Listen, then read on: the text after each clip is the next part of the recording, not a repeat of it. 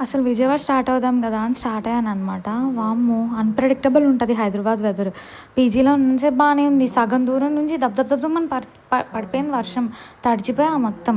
And తర్వాత ఇంటికి అదే అమ్మకి కాల్ చేశాను. తర్వాత దీనికి కాల్ చేసిన తర్వాత ఇట్లా అన్నీ చెప్తది ఆఫీస్‌లో ఇట్లా జరిగింది, అట్లా జరిగింది అని. నేను కూడా అన్నీ అదా, ఇదా అని చెప్పి కాసేపు మాట్లాడుకున్నాక తీరా చూస్తే వర్షం లేదు. గైస్ సీరియస్‌లీ నన్ను తడిపి ముద్ద చేయడానికి ఆ హాఫ్ ఎన్ అవర్ దబ్ దబ్ దబ్ దబ్ దబ్ దబ్ ఇంకంతే. సర్లే విజయవాడలో చెలరేగిద్దాం కదా అని చూస్తే విజయవాడలో ఓవర్ నైట్ నుంచి వర్షం అంట.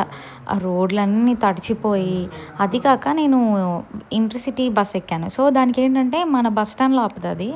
ఓన్ బస్ స్టాప్ ఉంటుంది దానికి. ఆ ఓన్ బస్ స్టాప్ ఏంటి అంటే నడి రోడ్ మధ్యలో ఆపడమే దాని ఓన్ బస్ స్టాప్.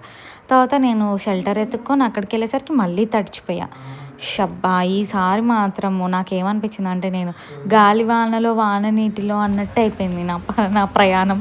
అది విషయం. ఏమైతేనేమి ఇంటికి వచ్చేసా. బజ్జుంటాయా. బాయ్.